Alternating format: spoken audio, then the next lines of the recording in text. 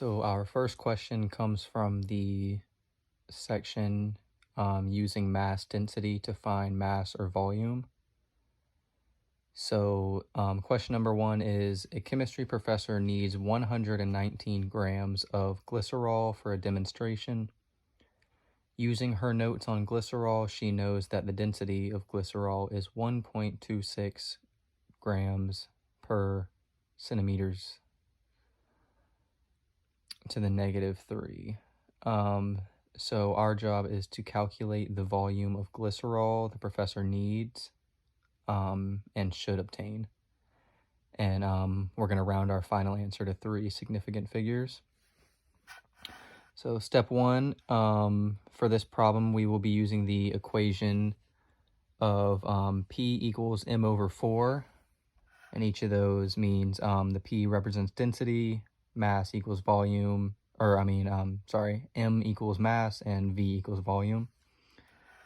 So we have the P and the M, so that means we can find V. So we are going to set it up as V equals M over P. And using the data we have, that will look like V equals 119 grams over 1.26 grams per centimeter squared cubed. So we'll divide those numbers, and that'll give us 9.444 with just repeating 4s, and our grams will cancel out, which will leave us with centimeters cubed. And one conversion factor that we know is that 1 milliliter is equal to 1 centimeter cubed.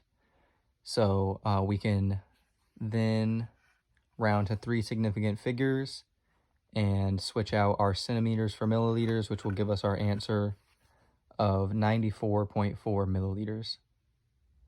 So our second question comes from the unit titled Calculating and Using the Molar Mass of Elements. The question is, a chemistry student weighed out 49.8 grams of zinc. Calculate the number of moles of zinc that the student weighed out. Round your answer to 3 significant digits. So the first step to solving this problem is we were going to divide our 49.8 grams by the molar weight of zinc, which is 65.38.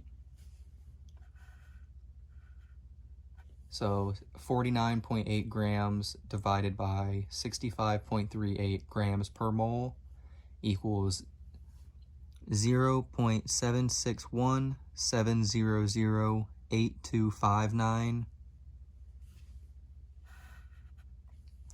Next, we will cancel out the unit of grams right here, which will leave us with 0.761,700,8259 moles. Lastly, we'll round this to 3 significant figures like the question requested, which will give us our answer of 0.762 moles. Our final question comes from the unit titled Counting the Number of Atoms in a Formula Unit. So question 3 is, the chemical formula for 1 molecule of aluminum bicarbonate is, as seen right here, Al parenthesis HCO 3 parenthesis 3. So how many oxygen atoms are in 4 moles of aluminum bicarbonate? So the first step is to identify the oxygen atoms in the equation. So that is going to be that atom right there, the O. Does oxygen contain a subscript? And as we can see in the equation, yes, it does. It has a 3 beside it.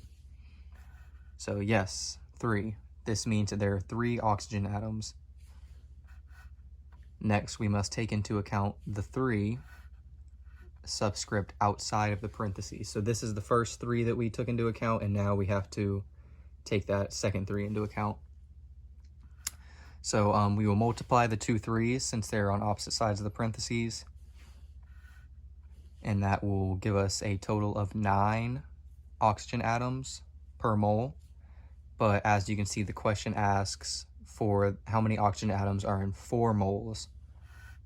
So we will multiply our number of atoms, which was 9, by 4, which will give us 36. So the answer is 36 atoms of oxygen.